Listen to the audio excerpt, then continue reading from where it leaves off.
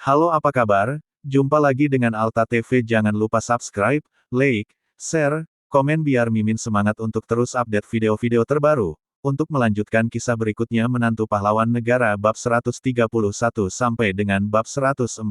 Bab 131 Penangkapan besar-besaran. Setelah mendengar suara teriakan histeris itu, secara naluriah 2000 orang yang berada di dalam ruangan tersebut langsung mengalihkan pandangan mereka ke arah layar besar. Saat ini, layar besar kembali menunjukkan gambaran siaran langsung lokasi konstruksi Starindum yang pertama kali ditayangkan. Hanya saja, para staf yang sebelumnya berbaris untuk mengucapkan selamat sudah membubarkan diri. Tepat pada saat ini, tiba-tiba terdengar sirene mobil polisi dari layar besar tersebut. Satu persatu mobil polisi terpampang jelas di depan layar besar. Kemudian, disusul dengan beberapa truk berwarna hijau. Satu persatu anggota polisi keluar dari mobil polisi. Satu persatu prajurit bersenjata lengkap melompat turun dari truk.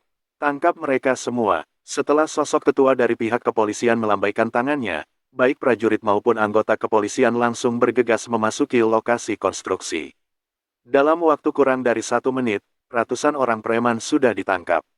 Beberapa di antara mereka tampak terluka parah dan diseret seperti anjing mati, lalu dimasukkan ke dalam mobil.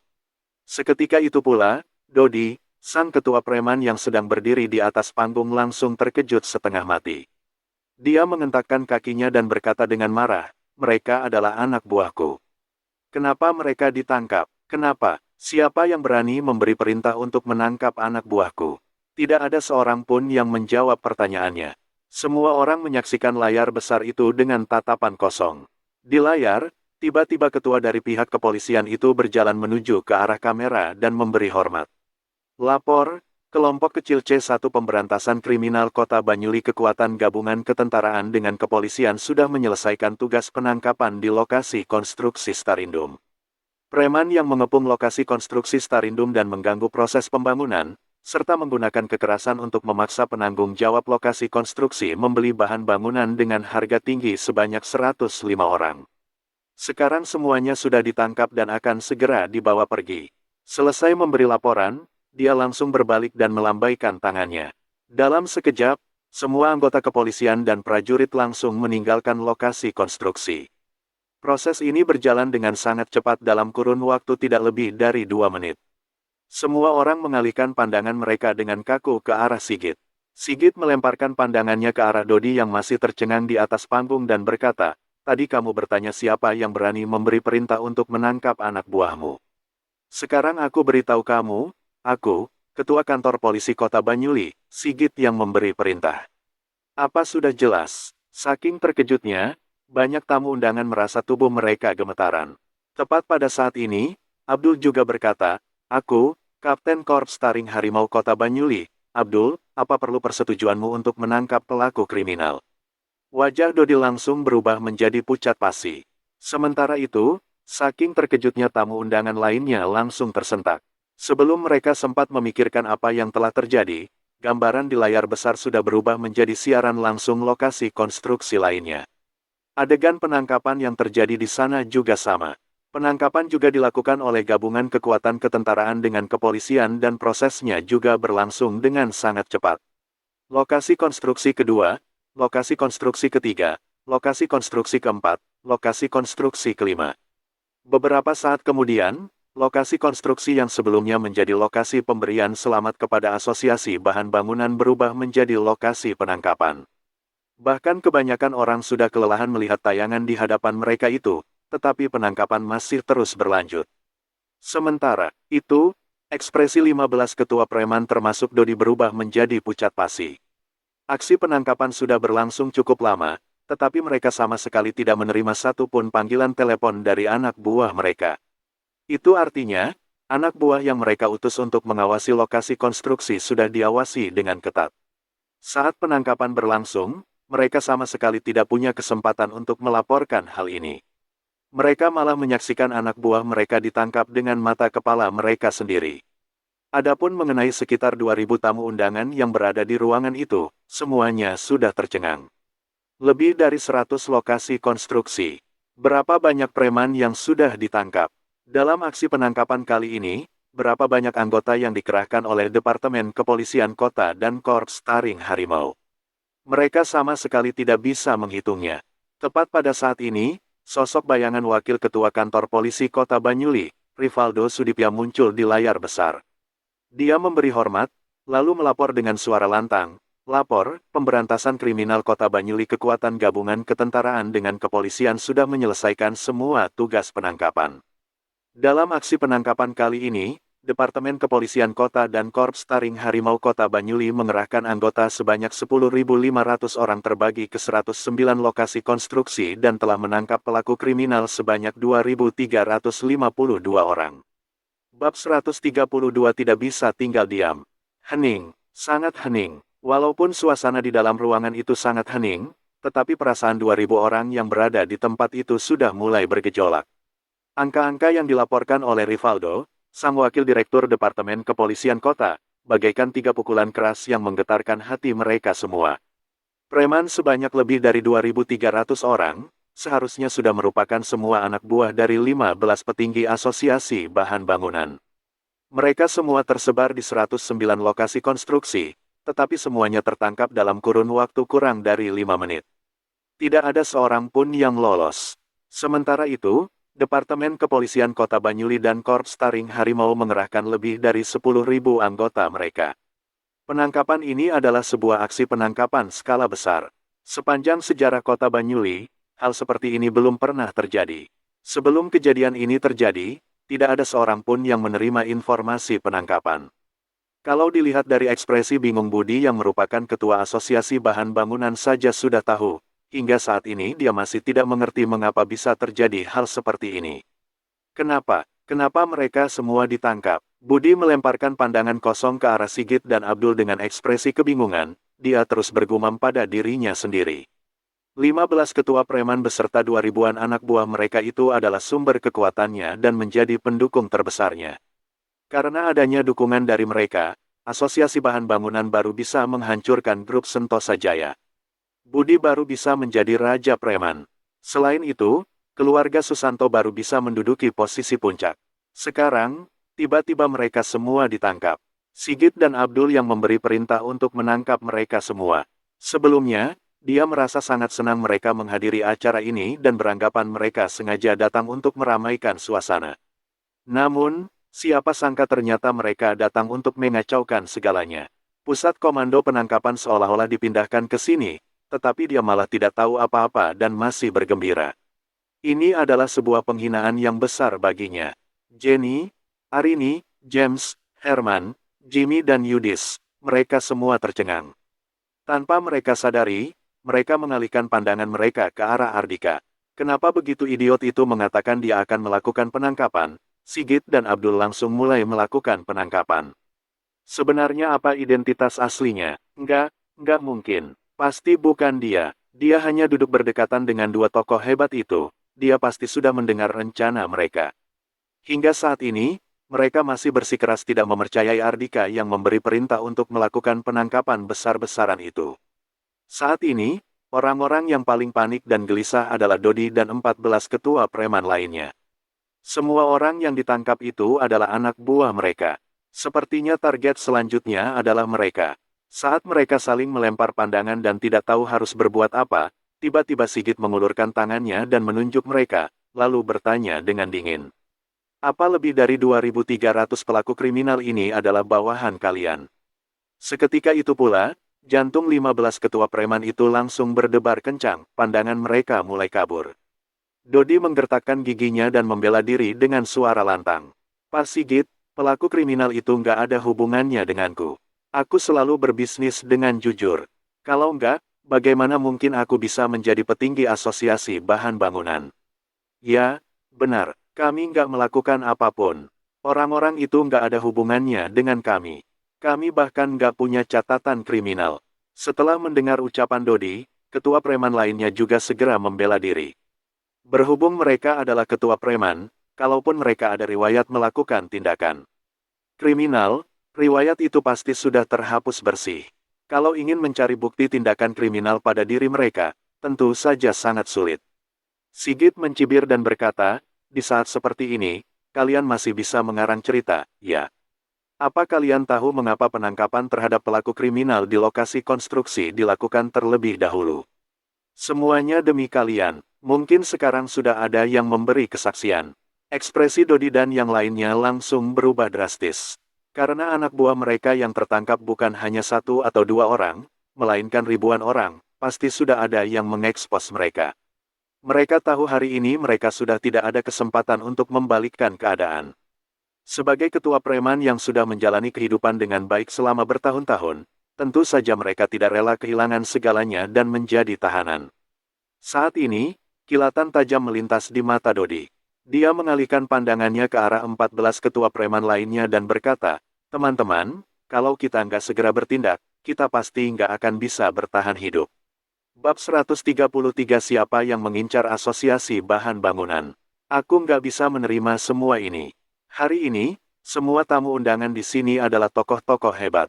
Selama kita masih ada bantuan di luar, bagaimana kalau kita menjadikan mereka semua sebagai sandera dan memaksa kekuatan gabungan ketentaraan dan kemiliteran untuk melepaskan kita? Setelah berhasil melarikan diri, kita bisa meninggalkan kota ini. Dengan mengandalkan kemampuan kita, aku yakin kemanapun kita pergi kita pasti bisa sukses. Mungkin saja otaknya sudah bermasalah. Atau mungkin orang sepertinya memang tidak takut pada. Dalam situasi seperti ini, Dodi malah berpikiran untuk mempertaruhkan nyawanya. Setelah mendengarkan ucapannya, kebanyakan dari 14 ketua preman itu langsung ketakutan bahkan kaki mereka sampai lemas. Hanya ada sekitar 3 atau 4 orang yang tampak ragu apakah mau mempertaruhkan nyawa untuk melarikan diri atau tidak. Bagaimanapun juga, jumlah orang yang otaknya masih berputar dengan normal lebih banyak. Namun, Dodi sama sekali tidak memedulikan apakah mereka setuju atau tidak. Dia langsung mewakili mereka mengambil keputusan. Dia langsung menoleh dan berkata dengan nada tajam, ingin menghancurkan asosiasi bahan bangunan. Mimpi saja sana, apa kalian pikir dengan menangkap semua anak buah kami yang berada di lokasi konstruksi kami sudah nggak bisa berbuat apa-apa? Masih kami yang berjaga di sekitar gedung Universal. Sigit, Abdul, selama aku memberi perintah, orang-orang itu akan menerobos masuk ke sini. Saat itu tiba, hati-hati saja pasti ada beberapa orang yang kehilangan nyawa mereka dan suasana menjadi kacau. Setelah ada nyawa orang yang melayang, kalian akan kehilangan posisi kalian sebagai ketua kantor polisi kota pusat dan kapten korps taring harimau. Karir kalian akan hancur. Cepat biarkan kami pergi. Kami berjanji mulai sekarang kami nggak akan menginjakan kaki kami di kota Banyuli lagi. Setelah menunjukkan kartu asnya, dia baru mengajukan persyaratan. Ekspresi Abdul dan Sigit langsung berubah drastis. Mereka bukan ketakutan, melainkan marah besar. Berani sekali Dodi mengancam mereka. Mendengar ucapan Dodi, Ardika pun tertawa. Sekelompok preman ini benar-benar tidak tahu batas kemampuan mereka. Kemudian, dia berkata dengan suara rendah, "Wolf, laksanakan misi." Tanpa mengucapkan sepatah kata pun, Sony langsung mengeluarkan ponselnya dan menghubungi pusat komando pasukan khusus Serigala. Laksanakan misi. Suasana di tempat itu kembali hening seketika. Mereka tidak mengerti misi yang Sony maksud adalah misi apa. Namun, pertanyaan ini hanya berputar dalam benak mereka selama puluhan detik. Bam! Rangkaian suara keras terdengar dari lantai 2. Tiba-tiba, satu persatu anggota tim pasukan khusus bersenjata lengkap muncul dan mengepung koridor di lantai 2. Satu persatu muncung berwarna hitam pekat diarahkan kepada semua orang yang berada di lokasi. Selain itu, belasan titik-titik berwarna merah diarahkan pada Budi, Dodi dan yang lainnya pada saat bersamaan. Bahkan, titik-titik berwarna merah itu juga tertuju pada Jenny, James dan beberapa orang lainnya. Ya, mereka semua sudah menjadi target senjata sniper. Ah, suara teriakan histeris langsung menggema di seluruh ruangan. Semuanya, diam. Kami adalah pasukan khusus Serigala Kota Banyuli yang sedang bertugas untuk menjalankan misi penangkapan pelaku kriminal. Setelah mendengar suara bentakan keras itu, suasana menjadi hening kembali. Tiba-tiba, satu persatu pasukan tim khusus merusak beberapa pintu utama oleh lokasi penyelenggaraan acara ini dan menerobos masuk. Kemudian, beberapa orang preman yang sudah terluka parah diseret masuk ke dalam. Lengan mereka semua dalam kondisi diikat di belakang. Setelah memasuki ruangan, mereka langsung dilempar ke lantai seperti anjing mati. Astaga, Mereka adalah bawahan kita yang berjaga di luar. Seru salah seorang ketua preman dengan terkejut. Saat ini, mereka sudah benar-benar putus asa. Tanpa mengucapkan sepatah kata pun, Dodi langsung terjatuh lemas di lantai. Beberapa saat sebelumnya, dia masih bersikap arogan dan mengatakan akan menjadikan 2.000 tamu undangan di sini sebagai sandera dan memaksa Sigit untuk melepaskan mereka pergi. Namun, hanya dalam sekejap mata, semua bawahan mereka yang berjaga di luar semuanya ditangkap oleh anggota pasukan khusus serigala. Berakhir sudah riwayat mereka. Bukan hanya mereka saja yang putus asa, Budi juga putus asa. Dengan berakhirnya riwayat para preman pendukungnya, itu artinya berakhir pula riwayat Asosiasi Bahan Bangunan. Tidak hanya Departemen Kepolisian Kota dan Korps Taring Harimau yang mengerahkan lebih dari 10.000 anggota mereka, bahkan pasukan khusus serigala juga terlibat dalam penangkapan ini. Aksi besar-besaran ini jelas-jelas tidak hanya mengincar 15 ketua preman, melainkan mengincar Asosiasi Bahan Bangunan dan dirinya. Sebenarnya siapa yang mengincar Asosiasi Bahan Bangunan? Bab 134. Siapa komandan misi kali ini? Bukan hanya Budi saja yang kebingungan, Jenny, James dan yang lainnya juga kebingungan. Bahkan, 2.000 tamu undangan yang berada di tempat itu juga kebingungan. Saat ini, Wakil Ketua Pasukan Khusus Serigala yang bertanggung jawab atas misi kali ini, Jericho Tanu menghampiri Sony dan memberi hormat padanya. Lapor Pak Wakil Komandan, dalam misi pemberantasan kriminal di kota Banyuli kali ini, semua anggota pasukan khusus serigala telah dikerahkan. Harap beri instruksi. Sony berkata dengan suara rendah, seluruh pasukan siap siaga. Tunggu instruksi dari Pak Komandan. Semua orang langsung kebingungan. Dalam menjalankan misi kali ini, Brigadir Jenderal Sony hanya menempati posisi Wakil Komandan. Kalau begitu, siapa komandan yang dimaksud olehnya? Apakah orang yang dimaksud adalah Abdul? Tidak mungkin, tingkatan ketentaraan Abdul setara dengan Sony. Kalau begitu, apakah orang yang dimaksud adalah Sigit? Hal ini lebih tidak memungkinkan lagi mengingat posisi dan kedudukannya lebih rendah dibandingkan mereka berdua. Posisi dan kedudukan atasan Sony dan Abdul satu tingkatan dengan Ridwan. Apa mungkin komandan misi kali ini adalah Pak Ridwan? Semua orang mengalihkan pandangan mereka ke arah Ridwan. Budi berkata dengan perasaan yang sudah hancur berkeping-keping, Pak Ridwan, walau hubungan antara keluarga Basuki dengan keluarga Susanto nggak terbilang akrab, tapi biasanya hubungan antara kedua keluarga kita cukup baik. Kenapa kamu malah mengincar Asosiasi Bahan Bangunan dan keluarga Susanto? Kenapa kamu melakukan hal seperti ini? Saat ini, dia sangat membenci Ridwan. Jelas-jelas sebentar lagi keluarga Susanto akan menduduki posisi puncak, tetapi kesempatan bagus mereka malah dihancurkan oleh Ridwan. Ridwan berkata dengan dingin, Budi, kamu benar-benar menyedihkan. Hingga saat ini, kamu masih belum menyadari siapa yang sudah kamu singgung. Bagaimana mungkin aku adalah komandan misi kali ini? Aku nggak memenuhi kualifikasi untuk melakukan hal seperti itu. Dia bukan sengaja berbicara seperti itu karena takut Budi membencinya, melainkan dia benar-benar tidak memenuhi kualifikasi untuk melakukan hal seperti ini. Misi pemberantasan pelaku kriminal kali ini sama sekali bukan diatur olehnya. Dia tidak memiliki kemampuan untuk memerintah dua brigadir jenderal seperti Abdul dan Sony. Begitu kata-kata itu keluar dari mulut Ridwan, suasana di tempat itu langsung gempar. Seorang wali kota mengatakan sendiri bahwa dia tidak memenuhi kualifikasi untuk menjadi komandan misi kali ini. Lalu, siapa yang memenuhi kualifikasi untuk melakukan hal yang menggemparkan ini? Pandangan Budi mulai kabur, langkah kakinya mulai terhuyung-huyung seolah akan terjatuh. Bahkan Ridwan saja mengatakan dia tidak memenuhi kualifikasi untuk menjadi komando misi kali ini. Apa mungkin ada tokoh hebat yang datang dari provinsi?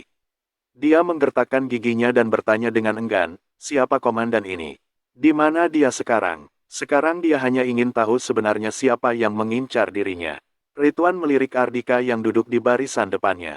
Kemudian, dia mencibir dan berkata, dasar bodoh. Pusat komando sudah dipindahkan ke tempat ini, tentu saja komandan juga berada di tempat ini. Aku, Pak Abdul, Pak Sony dan Sigit, kami berempat hanyalah wakil komandan misi kali ini. Dalam sekejap, suasana menjadi gempar. Hari ini, keempat tokoh hebat yang menduduki posisi dan kedudukan paling tinggi hanyalah wakil komandan. Selain itu, sang komandan juga berada di tempat ini. Semua orang mulai sibuk mengamati sekeliling untuk mencari keberadaan orang tersebut. Mereka fokus mengamati orang-orang yang duduk di sekitar Ridwan dan 3 tokoh hebat lainnya. Namun, setelah mengamati dengan saksama, mereka tidak menemukan seseorang yang lebih memenuhi kualifikasi untuk menjadi komandan misi kali ini dibandingkan keempat orang tersebut. Apa mungkin Ardika orangnya? Jenny tampak gugup setengah mati. Tanpa sadar, dia melemparkan sorot mata aneh ke arah Ardika. Namun, begitu satu kalimat itu keluar dari mulutnya, dia sendiri pun tertawa. Bagaimana mungkin Ardika adalah komandan misi kali ini? Orang-orang lain yang berada di tempat itu juga tidak percaya. Tadi, menantu keluarga Basagita ini baru saja diteriaki semua orang untuk berlutut. Dia adalah orang dengan status dan kedudukan paling rendah di tempat ini, target ejekan dan cemoohan orang banyak. Bagaimana orang seperti itu bisa menjadi komandan misi kali ini? Melihat reaksi orang-orang itu, emosi Sony langsung meluap. Dia mendengus dingin dan berkata, sepertinya kita harus mengundang komandan kita keluar, agar orang-orang ini membuka mata mereka lebar-lebar dan melihatnya dengan mata kepala mereka sendiri. Baiklah, Abdul dan yang lainnya segera menganggukkan kepala mereka. Sorot mata mereka juga dipenuhi amarah yang membara. Sebenarnya, sosok hebat itu rendah hati dan tidak ingin mengekspos identitasnya. Namun, orang-orang ini selalu memandang rendah sosok hebat tersebut. Tentu saja mereka merasa tidak puas sosok hebat itu diperlakukan seperti ini.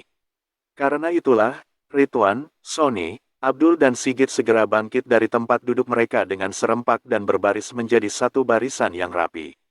Mereka menatap Ardika dengan tatapan kagum, lalu mengangkat lengan kanan mereka.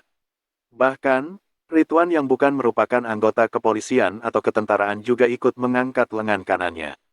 Kemudian, keempat orang itu memberi hormat dengan standar ketentaraan kepada Ardika dengan serempak. Pak Komandan, misi pemberantasan pelaku kriminal sudah selesai. Harap berikan instruksi. Saat kalimat itu keluar dari mulut keempat orang tersebut, suara mereka seolah menggema di seluruh ruangan. Bab 135 Budi, apa kamu sudah menyadari kesalahanmu? 2.000 orang di tempat itu langsung terdiam. Namun, dalam suasana hening itu, mereka bisa mendengar suara jantung mereka yang berdetak dengan kencang. Banyak di antara mereka yang tiba-tiba kesulitan bernapas. Namun, lebih banyak di antara mereka yang bahkan hampir lupa bernapas. Bagaikan petir di siang bolong. Hal ini sungguh mengejutkan dan sulit dipercaya. Perasaan mereka saat ini sudah tidak bisa dideskripsikan dengan kata-kata. Seorang putra yang sudah dicampakkan oleh keluarga Mahasura dari ibu kota provinsi, menantu keluarga Basagita, idiot yang sudah dikurung di rumah sakit jiwa selama 5 tahun, sosok pecundang yang dianggap remeh oleh semua orang ini ternyata adalah komandan misi kali ini. Seorang wali kota, 2 brigadir jenderal dan seorang ketua kantor polisi kota, mereka semua mendengar perintahnya. Di bawah tatapan semua orang, Ardika yang dari tadi hanya duduk manis di tempat duduknya akhirnya bangkit dari tempat duduknya dengan perlahan. Dia mengalihkan pandangannya ke arah Budi yang tampak muram, lalu berkata dengan santai, Budi, menghadapi situasi seperti ini, bagaimana perasaanmu? Sebelumnya, Budi melontarkan pertanyaan yang sama padanya dengan arogan. Sekarang, Ardika melontarkan pertanyaan itu kembali padanya. Saat ini, ekspresi Budi tampak aneh, wajahnya sedikit memerah, pembuluh darah di keningnya menonjol dan jakunnya tampak bergulir dengan cepat. Sepasang matanya tampak memerah, seolah-olah memendam amarah yang membara. Dia tidak bisa menahan diri lebih lama lagi, darah langsung muncrat dari dalam mulutnya. Tubuh pria parubaya itu tampak terhuyung-huyung, bagaikan lilin yang sudah hampir padam tertiup angin. Dia buru-buru mengulurkan tangannya untuk mencengkeram podium di atas panggung, baru bisa memaksakan diri untuk berdiri dengan stabil. Kenapa bisa kamu orangnya? Ardika, bagaimana mungkin kamu adalah komandan misi kali ini? Aku nggak percaya, aku nggak percaya. Budi mulai berteriak seperti orang gila. Darah yang menetes dari dagunya ke kerah bajunya membuatnya terlihat seperti hantu. Dia sudah bersusah payah untuk membangun kembali asosiasi bahan bangunan dengan tujuan untuk membantu keluarga Mahasura menghancurkan grup Sentosa Jaya dan menelan aset puluhan triliun milik grup Sentosa Jaya. Selain itu, dia juga bertujuan untuk membangkitkan keluarga Susanto dan menjadikan keluarganya sebagai keluarga kaya yang menduduki posisi puncak. Sejak awal, dia selalu memandang rendah Ardika. Dia beranggapan bahwa pemuda itu hanyalah tokoh tidak penting yang dapat disingkirkan dengan mudah. bahkan boleh dibilang pemuda itu sama sekali bukan penghalang baginya untuk merealisasikan semua rencananya. Dia tidak percaya dirinya bisa kalah dari tokoh tidak penting seperti itu. Namun, baik percaya maupun tidak, tindakan Ridwan dan 3 orang lainnya sudah membuktikan segalanya. Tokoh tidak penting yang selalu dianggap remeh itulah yang telah menghancurkan semua rencananya dalam kurun waktu yang singkat. Dalam waktu kurang dari setengah jam, asosiasi bahan bangunan yang baru saja dibangun kembali ini sudah dihancurkan oleh Ardika. Ah, nggak mungkin. Semua ini nggak nyata, semua ini nggak nyata. Tiba-tiba, Jenny berteriak dengan histeris seperti orang gila. Ekspresi putus asa terpampang jelas di wajahnya. Dia adalah sekretaris umum asosiasi bahan bangunan. Tidak lama lagi dia akan melahirkan anak untuk Tony dan menjadi anggota keluarga Susanto. Namun, sekarang semua impian indahnya sudah dihancurkan oleh Ardika. Ternyata aku adalah badut yang sesungguhnya. Saat ini, saking ketakutan, Arini yang berdiri di barisan depan Ardika juga hampir pingsan. Baru saja, dia masih meremehkan Ardika dan mengatai Ardika adalah seorang badut. Namun, hanya dalam sekejap mata, Ardika sudah berubah menjadi sosok komandan yang terhormat. Pria itu adalah komandan yang memegang wewenang besar, dia mampu menggerakkan prajurit ketentaraan dan anggota kepolisian. Pria itu bukan sembarang orang yang bisa diprovokasi dan disinggung olehnya. Saking ketakutan, wajah James, Delvin, Jimmy, Yudis dan beberapa orang lainnya juga memucat. Saat duduk di bangku sekolah, mereka selalu menindas Ardika sesuka hati mereka. Kini, mereka sudah menduduki posisi sebagai sekretaris asosiasi bahan bangunan dan beranggapan bahwa diri mereka sendiri sudah menduduki posisi puncak.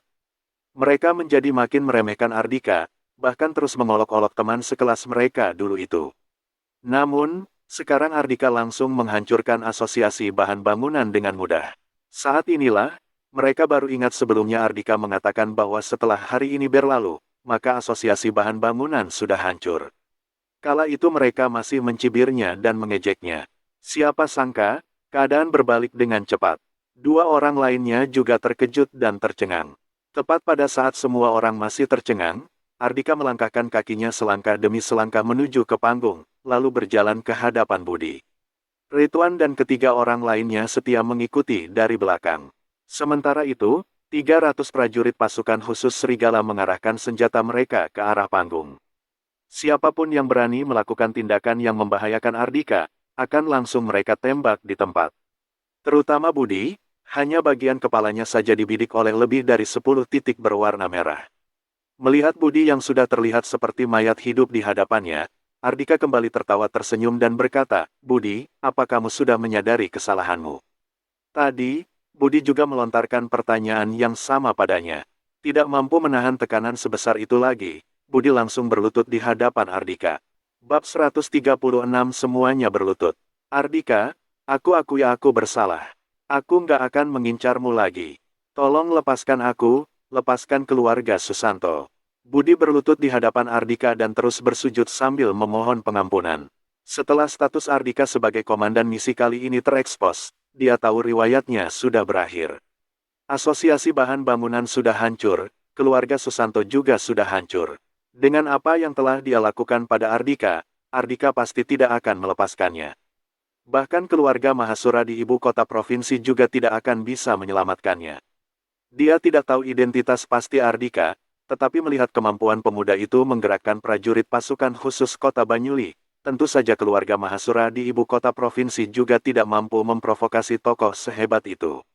Penangkapan besar-besaran kali ini, keluarga Mahasura di ibu kota provinsi yang memiliki jaringan informasi luas saja sama sekali tidak memperoleh informasi apapun. Ini adalah bukti betapa hebatnya pemuda di hadapannya ini. Ardika mencibir dan berkata, "Beraninya kalian ingin menyakiti istriku, apa kamu pikir aku akan melepaskanmu?" Sekujur tubuh Budi langsung gemetaran, rasa benci dan penyesalan menyelimuti hatinya. Keluarga Susanto bisa berakhir seperti ini karena Luna. Ardika mengalihkan pandangannya dari Budi ke arah Jenny. "Jenny, sebelumnya kamu juga menyuruhku untuk berlutut." Sekujur tubuh Jenny langsung gemetaran, dia segera berlutut tanpa ragu. Dengan menangis terisak-isak, dia berkata, "Ardika, aku tahu aku bersalah." "Diam kamu," seru Ardika dengan dingin. Saking terkejutnya, Jenny menutup mulutnya dengan rapat dan sama sekali tidak berani mengeluarkan suara tangisan lagi.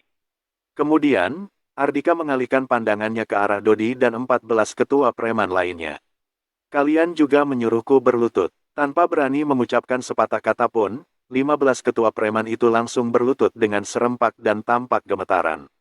Dulu, mereka sama sekali tidak takut pada siapapun. Namun, saat ini mereka benar-benar tidak berdaya.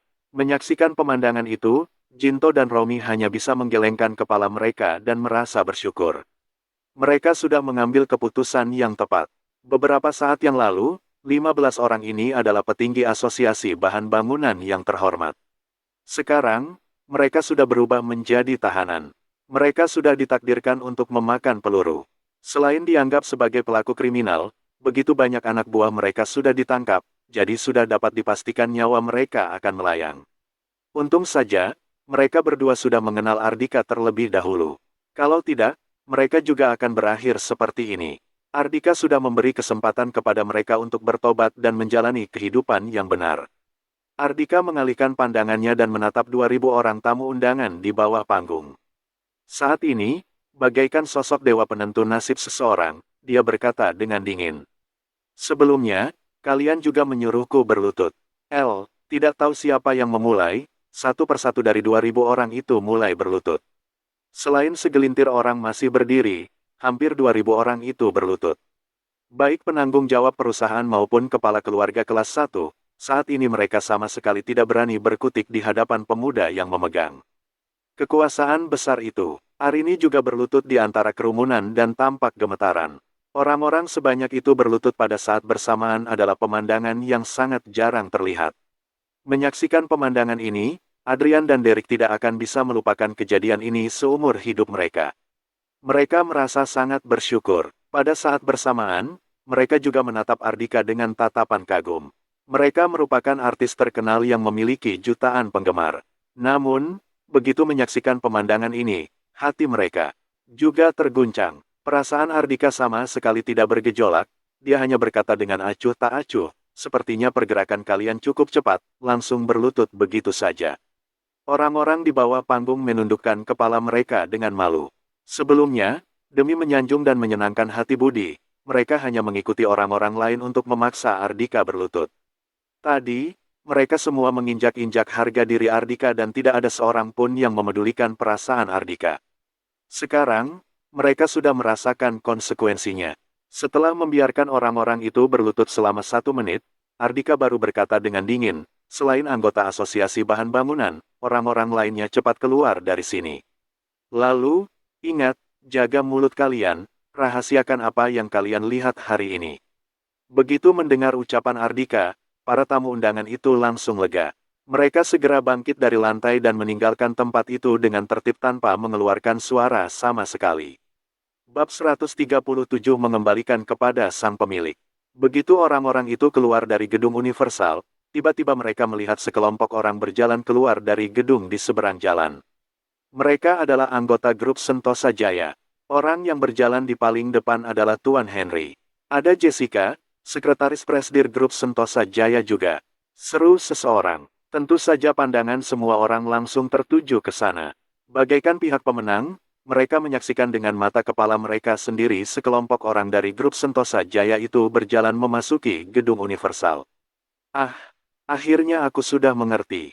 Pantas saja grup Sentosa Jaya sama sekali nggak menanggapi aksi gila-gilaan asosiasi bahan bangunan untuk menjatuhkan mereka. Ternyata mereka sudah melakukan persiapan. Tuan Henry sudah dikenal sebagai orang yang berpengalaman dalam dunia bisnis. Dia benar-benar bisa menahan diri dan menanti kesempatan yang tepat dengan sabar. Betapa konyolnya sebelumnya kita malah menganggap grup Sentosa Jaya sudah hancur.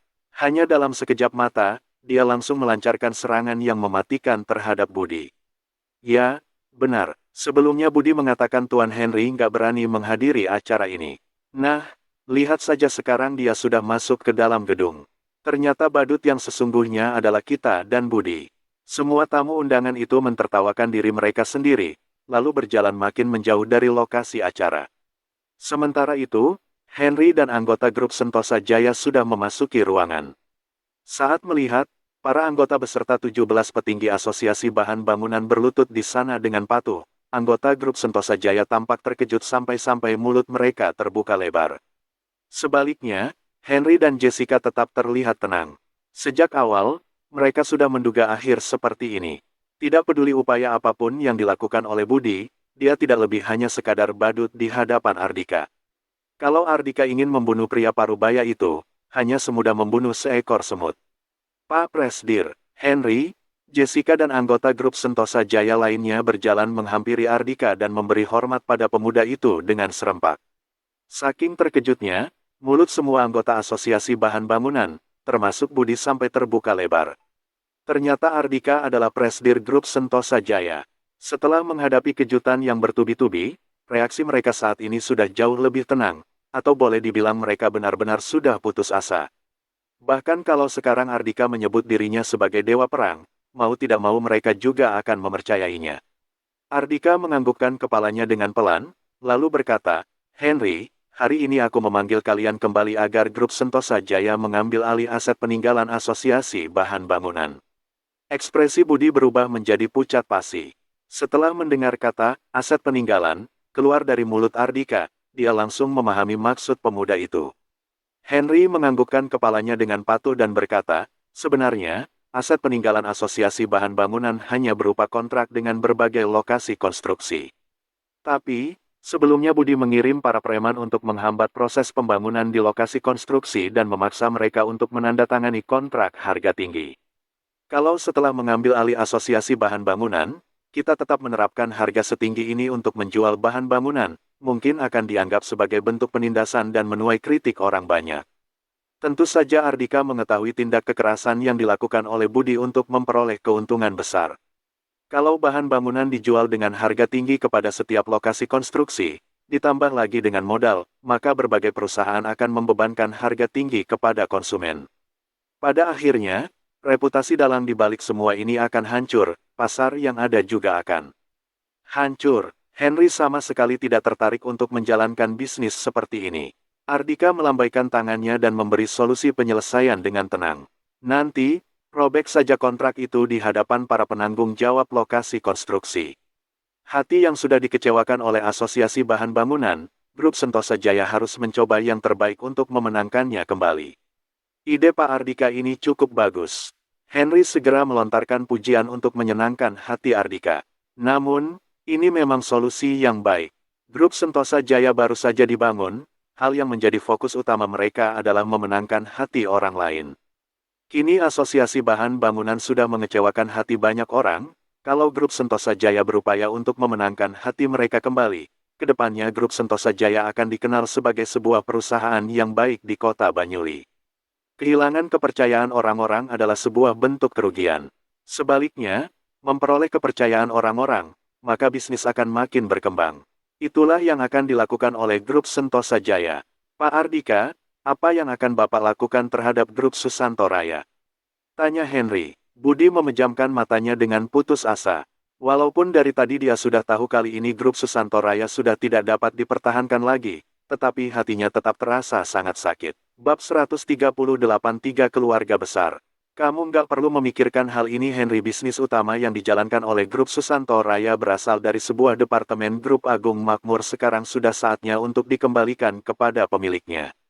Ardika mengalihkan pandangannya ke arah Budi dan berkata berisi perintah kepada anggota grup Susanto Raya untuk bersiap-siap mengalihkan aset perusahaan.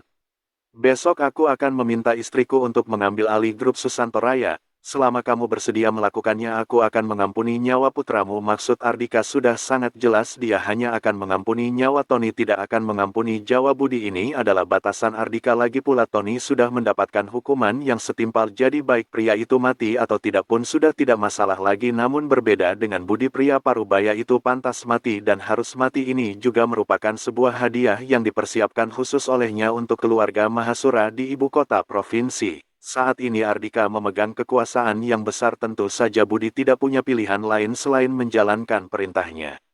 Budi keluarkan ponselnya dan menghubungi manajer umum grup Susanto Raya, kemudian dia berpesan pada Tio Tandian sesuai keinginan Ardika. Ardika menarik sebuah kursi untuk dirinya sendiri dan duduk. Oke, sekarang coba katakan padaku apa yang terjadi kala itu 5 tahun yang lalu selain keluarga Mahasura di ibu kota provinsi dan keluarga Susanto, siapa lagi yang terlibat dalam perebutan aset milik Grup Agung Makmur? Budi menarik nafas dalam-dalam walaupun nyawanya sudah dipastikan akan melayang, dia tidak berani menyembunyikan apapun dari Ardika.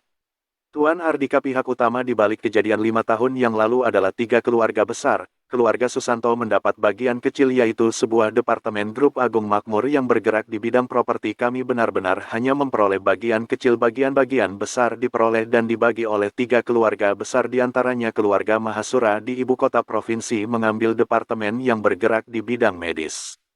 Ardika langsung menyelahnya. 3 keluarga besar yang mana? 3 keluarga besar itu adalah keluarga Hamdani, keluarga Santosa, dan keluarga Lukito. Hanya saja dalam dibalik perebutan aset keluarga Basagita adalah keluarga Mahasura. Jadi mereka yang mendapatkan keuntungan paling besar. Kini Budi mengutarakan kebenaran dengan jujur tanpa berpikir panjang lagi. Kala itu Grup Agung Makmur berkembang dengan pesat dan bergerak di berbagai bidang di kota Banyuli. Posisinya terbilang sudah tinggi, karena itulah tentu saja 3 keluarga besar ini merasa iri. Kebetulan di bawah perintah keluarga Mahasura di ibu kota provinsi, 3 keluarga besar itu langsung melakukan aksi mereka untuk merebut aset Grup Agung Makmur. Sejak saat itulah kekuatan keluarga Hamdani, keluarga Santosa, keluarga Lukito meningkat secara signifikan. 3 keluarga besar ini sudah memiliki sejarah yang lama di kota Banyuwangi, yaitu puluhan hingga ratusan tahun. Mereka sudah menguasai berbagai industri kota Banyuli dan memiliki relasi yang sangat luas. Ridwan yang menjabat sebagai seorang wali kota juga harus mendapat dukungan dari mereka baru bisa melaksanakan tugasnya dengan baik. Ya, boleh dibilang 3 keluarga besar itu sudah merupakan penguasa kota ini, namun 3 keluarga besar itu sama sekali bukan apa-apa bagi Ardika. Dia mencibir dan berkata, Grup Agung Makmur dirintis dan merupakan hasil kerja keras ayah mertuaku. Berapapun yang telah mereka rebut kala itu, aku akan memastikan mereka mengembalikannya beserta dengan bunganya. Tidak ada seorang pun di tempat ini yang meragukan ucapan Ardika, termasuk Budi. Bagaimanapun juga Ardika menguasai dunia ketentaraan dan dunia politik kota Banyulu. Hanya dengan satu kalimat dia bisa menggerakkan puluhan ribu anggota dan menghancurkan asosiasi bahan bangunan dalam sekejap mata. Menghadapi sosok yang memegang kekuatan absolut ini, dapat dipastikan bahwa 3 keluarga besar itu juga akan gemetar ketakutan. Ardika kembali menatap Budi dan berkata, siapa penyebab kecelakaan yang menimpa ayah mertuaku? Begitu mendengar pertanyaan itu, sekujur tubuh Budi langsung gemetaran. Tuan Ardika, kejadian itu nggak ada hubungannya denganku. Aku juga nggak tahu apa-apa. Kala itu keluarga Susanto bahkan belum menjadi keluarga kelas 1, sedangkan Grup Agung Makmur sedang dalam masa jayanya. Biarpun aku disuruh melakukan hal seperti itu, aku juga nggak akan berani. Keluarga Sukanto bisa memperoleh bagian kecil semuanya juga berkat Tony si bajingan itu. Selain itu, kala itu konflik internal keluarga Basagita terus berlanjut. Yanto sudah lama mengincar Grup Agung Makmur, seringkali dia membuat masalah untuk Grup Agung Makmur. Mungkin saja dia yang bekerja sama dengan orang luar untuk merebut Grup Agung Makmur. Tapi aku bersumpah hal ini nggak ada hubungannya dengan keluarga Susanto. Aku bersumpah. Bab 139, membeli peti mati. Sekarang Budi sudah paham. Jangankan identitas Ardika saat ini, bahkan identitas lama pemuda itu saja sudah pasti sangat terhormat. Hanya dengan menindas Ardika saat masih duduk di bangku sekolah, Tony berhasil membantu keluarga Susanto meningkatkan kedudukannya. Ardika mengalihkan pandangannya ke arah 15 kepala preman yang telungkup di lantai itu, lalu bertanya dengan dingin, bagaimana dengan kalian? Apa kalian mengetahui sesuatu? Tuan Ardika, kami benar-benar nggak tahu apa-apa. Beberapa tahun yang lalu, kami masih preman biasa. Dalam lubuk hati kami, Tuan Jaki adalah tokoh besar yang kami hormati. 15 kepala preman itu buru-buru menyatakan mereka tidak ada hubungannya dengan kejadian itu. Bagaimanapun juga, mereka dan Ardika tidak ada dendam pribadi. Jadi, walaupun hari ini mereka berakhir seperti ini, paling mereka hanya akan masuk penjara. Kalau sampai mereka dikaitkan dengan kecelakaan mobil yang menimpa Jaki, maka sudah dapat dipastikan nyawa mereka akan melayang. Saat ini, Henry berkata, Pak Ardika, kalau benar-benar mereka adalah pelakunya, dalam beberapa tahun ini aku pasti sudah menyingkirkan mereka. Aku tebak kemungkinan besar kejadian itu ada hubungannya dengan beberapa orang kepala preman yang sudah pensiun dan meninggalkan dunia preman. Tapi, kejadian itu adalah sebuah kejadian besar dan melibatkan banyak orang yang memiliki latar belakang nggak biasa. Selama bertahun-tahun, Hal-hal yang berkaitan dengan kejadian itu tertutup rapat. Aku nggak memperoleh informasi apapun. Beberapa tahun yang lalu, Henry masih bukan orang paling kaya kota Banyuli. Walaupun dia terus membantu Ardika menyelidiki kejadian kala itu, tetapi seiring waktu berlalu, jejak dan bukti-bukti yang ada telah dihapus. Dia ingin membantu juga tidak berdaya. Kamu lanjutkan saja penyelidikanmu. Di dunia ini, setiap kejadian yang pernah terjadi pasti akan meninggalkan jejak dan bukti-bukti. Ardika bangkit dari kursinya, lalu mengalihkan pandangannya ke arah orang-orang yang sedang berlutut itu. Selain Budi, tangkap orang-orang ini, lalu lakukan penyelidikan. Bagi yang terbukti melakukan kesalahan, dijatuhi hukuman. Bagi yang nggak terbukti melakukan kesalahan, dibebaskan. Wajah 15 kepala preman, Jenny, James, Herman, Jimmy, Yudis dan yang lainnya tampak pucat pasi. Sesaat kemudian, mereka semua langsung dibawa pergi oleh bawahan Sigit. Tuan Ardika benar-benar sudah memberikan kesempatan untuk kita bertobat dan menjalani hidup yang baru dengan benar. Jinto dan Romi saling bertukar pandang, mereka mengerti apa yang dirasakan oleh satu sama lain saat ini. Kalau bukan karena mereka terlebih dahulu mengenal Ardika, kepala preman yang ditangkap sekarang akan berubah dari 15 orang menjadi 17 orang. Saat ini, tiba-tiba Ardika mengalihkan pandangannya ke arah kedua orang itu dan berkata, "Aku beri kalian waktu 1 hari untuk menguasai semua wilayah kekuasaan yang telah mereka tinggalkan." Begitu mendengar ucapan Ardika, Jinto dan Romi langsung tercengang di tempat. Mereka tidak menyangka Ardika akan memberi mereka hadiah sebesar itu. Wilayah kekuasaan 15 kepala preman, benar-benar tidak bisa terbayangkan sebesar apa kekuatan itu. Hanya dalam sekejap mata, mereka berdua berubah menjadi Raja Preman Kota Banyuli. Tiba-tiba, Ardika berkata dengan dingin, "Jangan senang dulu. Aku nggak ingin melihat situasi kacau seperti dulu, melainkan dunia preman yang tertib dan teratur." Terang dan gelap adalah dua unsur yang tak terpisahkan. Walaupun dia tidak membiarkan Jinto dan Romi untuk menguasai wilayah kekuasaan yang telah ditinggalkan oleh 15 kepala preman itu, tidak lama kemudian pasti akan ada kepala preman yang baru. Saat itu tiba, situasi pasti akan menjadi kacau. Kembali, jadi, lebih baik Ardika langsung menyerahkan wilayah-wilayah itu kepada Jinto dan Romi. Lagi pula, kedua orang ini sudah di bawah pengawasannya. "Baik, Tuan Ardika." Ekspresi Jinto dan Romi tampak serius, seolah-olah mereka sudah mengingat ucapan Ardika dalam hati mereka. Ardika melirik Budi sejenak, lalu berkata kepada Sony, "Beri dia sebuah pistol." Lalu, "Romi, nanti tolong belikan sebuah peti mati untuknya dan antarkan kepada keluarga Mahasura." Selesai berbicara, dia langsung berjalan keluar. Sesaat kemudian, terdengar suara tembakan. Presdir Grup Susanto Raya dan Ketua Asosiasi Bahan Bangunan, Budi menembak mati dirinya sendiri di hari pertama pembentukan kembali Asosiasi Bahan Bangunan. "Pak Ardika, ini ada sebuah video, silakan Bapak lihat dulu." Di luar gedung Universal, Henry menyerahkan sebuah tablet kepada Ardika. Ardika segera mengambilnya. Latar video tersebut adalah Rumah Sakit Jiwa Banyuli. Ada dua orang yang terlihat, yaitu Delvin dan Ardika. Hanya saja, Ardika di dalam video tersebut hanyalah sosok pengganti. Sosok pengganti Ardika asli itu dikurung di sebuah halaman kecil yang terpisah dengan tembok tinggi mengelilinginya. Dia tampak bodoh dan gila, seperti seorang bocah. Bab 140 menghadiahkan peti mati di acara ulang tahun.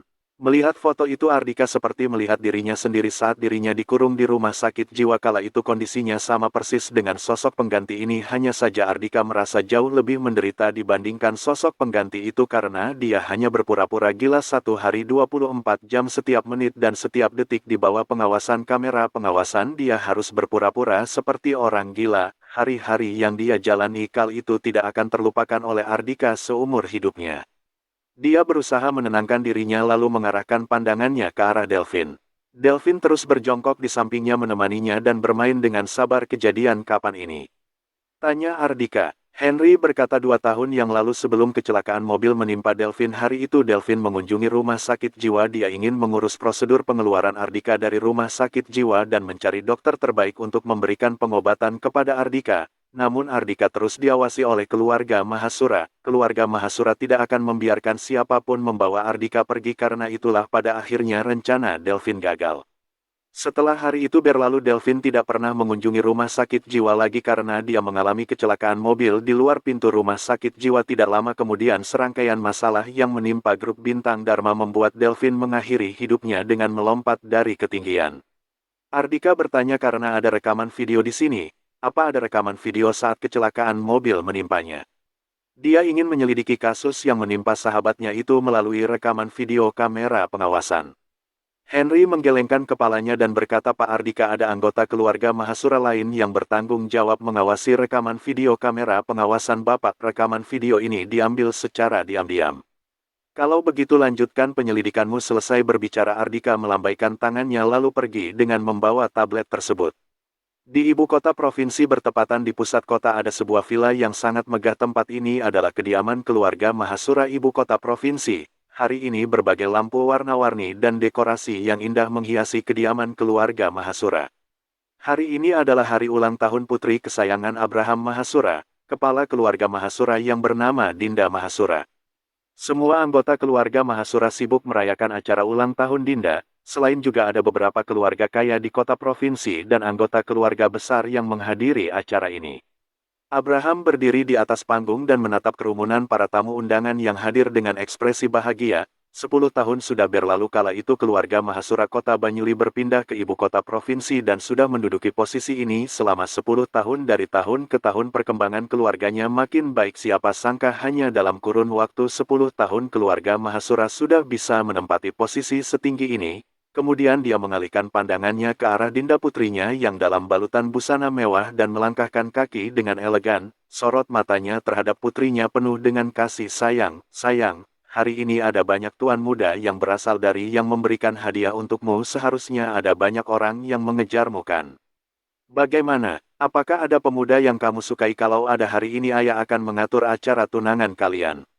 Dinda merangkul lengan Ellen Sucipto ibunya dan berkata dengan ekspresi cemberut, aku nggak mau menikah muda, aku sangat menikmati punya banyak penggemar. Sekarang ada banyak tuan muda keluarga kaya yang memberi perhatian padaku. Mereka berlomba-lomba memberiku hadiah yang mahal dan mengajakku makan di restoran yang mahal. Saat suasana hatiku sedang buruk aku hanya perlu mengunggahnya di akun sosial media pribadiku lalu nggak lama.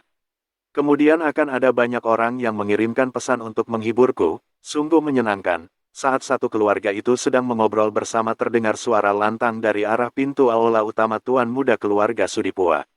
Larry Sudipia menghadiahkan sebuah jam tangan wanita mewah bernilai miliaran dan sebuah kalung berlian kepada Nona Dinda dengan harapan Nona Dinda awet muda bagaikan batu berlian indah ini. Tuan muda keluarga Suprapto, Gali Suprapto menghadiahkan sebuah mobil balap mewah untuk Nona Dinda yang cantik jelita. Presidir Grup Flodeo. Yuda Tanaka menghadiahkan sebuah perusahaan media di bawah grup Flodeo kepada Nona Dinda. Satu persatu tuan muda keluarga kaya memasuki ruangan dan menyerahkan hadiah yang telah mereka persiapkan untuk Dinda. Tentu saja semua anggota keluarga Mahasura sangat senang, namun tepat pada saat ini tiba-tiba terdengar suara asing dari luar. Ardika Mahasura dari kota Banyuli menghadiahkan sebuah peti mati.